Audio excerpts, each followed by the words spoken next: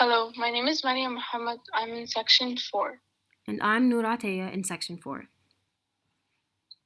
After reading The Thief and the Dogs by Naguib Mahfouz and analyzing street art by Doaa El-Adl, we both found a particular issue found in both, which is the lack of feminine voices in society. That's true.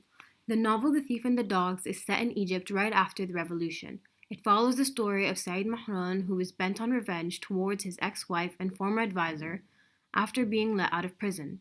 It explores themes of betrayal and religion while also delving into more drastic issues like class and gender structure.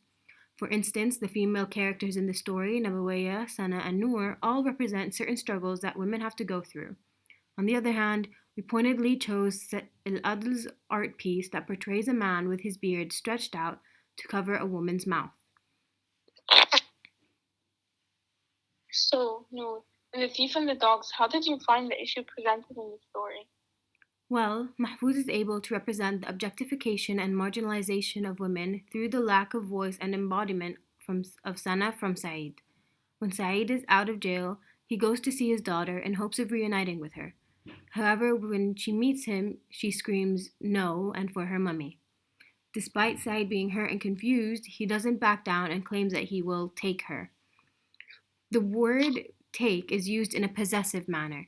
Said ignores the clear refusal of Sana not wanting to go with her dad and proceeds to see her as something that should be his. This shows how Said doesn't acknowledge Sana's vocal disagreement and emphasizes how he believes he has the right to claim her since he is her father. This relates to how women's opinions are dismissed, as well as how despite often being told to speak up, they are still ignored, not heard, and sometimes even silenced. Moreover, when Said was dreaming, he envisioned little Sana lashing Raouf Ilwan with a whip.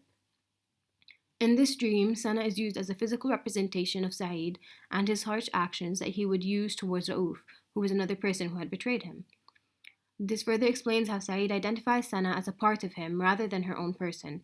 Moreover, this relates to how women in society are not often recognized as an individual, but instead seen as object of a man. This is evident in the way society has more respect for a man who has a more beautiful woman. Thus, Mahfouz conveys the objectification of women by not giving them a voice and not allowing them to be their own people. Wow, your analysis is very detailed. I particularly liked how you analyzed the literature used to describe Said treats his daughter, and how this is connected to how women are marginalized in society due to their gender. Thank you. How was the same issue presented in Al-Ad's work? El-Adl is able to represent the objectification of women through visual metaphors and color in her artwork. In this image, the man's beard is silencing the woman, making her unable to speak. The man is silencing the woman using his beard, which is shaped like a hand and covering her mouth. The artist uses the visual metaphor of the man's beard as an arm that is silencing the woman, and we can see that the woman is unable to speak and express herself and her opinions.